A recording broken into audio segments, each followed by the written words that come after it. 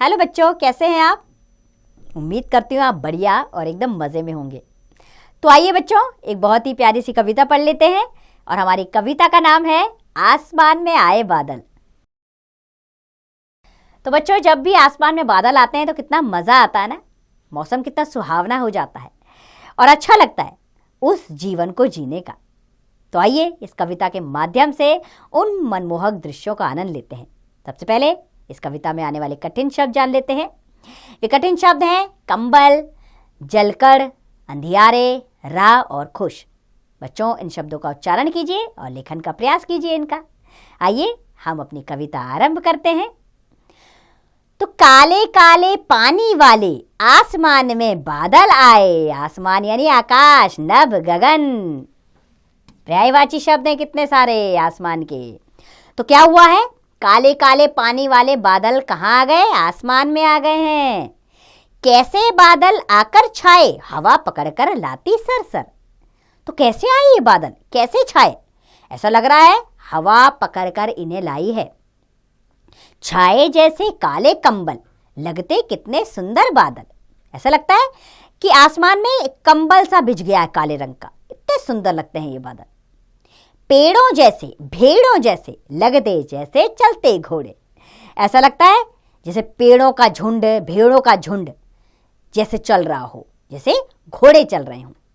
बन जाते हाथी के जोड़े। और क्या बन जाते हैं ये? हाथी के जोड़े। नन्हे जलकण गए भाप बन। जलकण यानी कि छोटे छोटे कण, पानी के छोटे छोटे कण किससे बन गए हैं? भाप से बन गए हैं।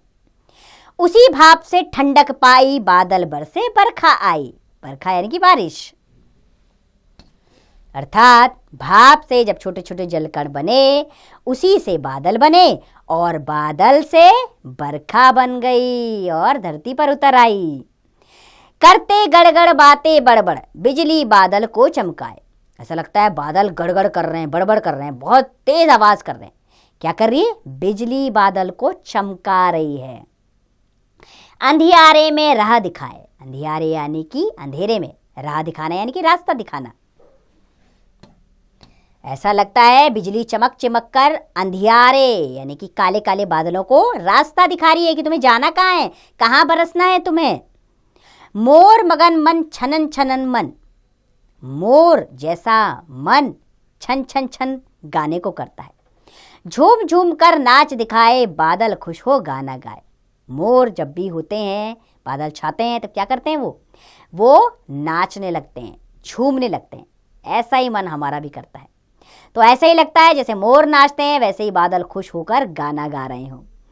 तो बच्चों, ये बादल जो वो बहुत ही मनमोहक होते हैं, सबके मन को मोह लेते हैं, चाहे वो पशु पक्षी हो या मनुष्य हो।